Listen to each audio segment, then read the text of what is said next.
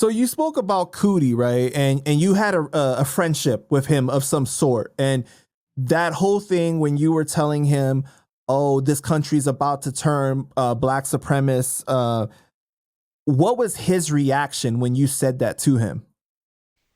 He took it. He let it, he absorbed it.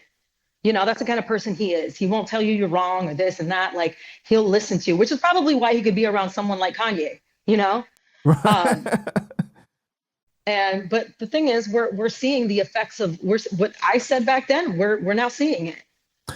And then recently you posted some things on Threads about him and Kanye saying that he had a lot of power and he used it for his own gain.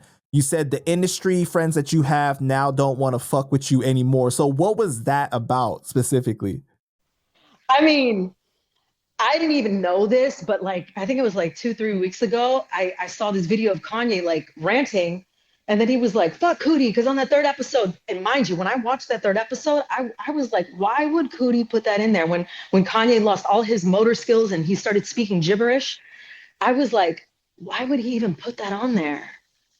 Like that just puts Kanye in a like it and it feeds a pharmaceutical company more. It feeds Hollywood more to make everybody look at him like he's crazy. Mm. But really, we know they pump these celebrities with medication, the ones who want to break out. They pump them with medication. So, I've even sent him, some messages, and I'm just like, yo, like, warn your friends in Hollywood. This shit is coming down.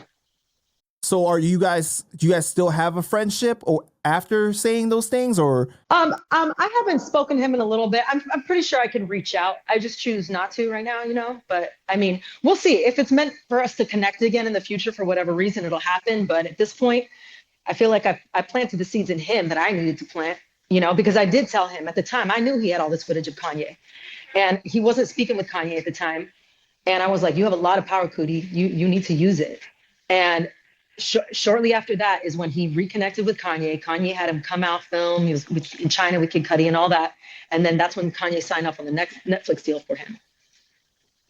When you look at that situation, right? Do you think that Hootie could have been influenced by someone higher up, or do you think that he made those decisions to include that clip on his own? I don't know for sure, but I was like, damn, man. Honestly, I didn't want to see that. So you felt like that That, was incredibly damaging to him. yeah, and that was like damaging to me, you know? I'm just like, man, and I'm like, I know people don't know what's going on either. So it hurts my heart. Yeah. This whole idea that has been pushed to us that Kanye is crazy, do you think that like he was crazy before, or like you think the industry and Kardashians drove to push that narrative about him, or maybe even turned him crazy? Well, when you're funneled through Hollywood, it's gonna do something to you. What he was a bright shining light that had a lot of influence. Probably did sell his soul, you know what I mean? Probably did some things, but sometimes people don't know what they're really getting into until, things happen. Right. So, and then it just kind of things happen along the way. You don't intend to end up this way. It's just like it just keeps piling on.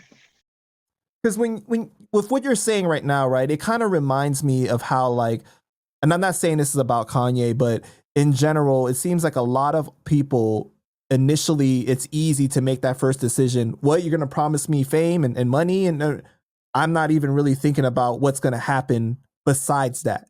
So I'll sign this, I'll do whatever, right? But along the way, you start to lose yourself more and more, can't recognize that person in the mirror anymore, or you start to, it eats at your soul, eats at your conscious, all the things that you did. And then it's hard to live with yourself. And then you start to kind of see these people act out. Yeah. Wait, so I'm sorry. Ask again. I lost my train of thought.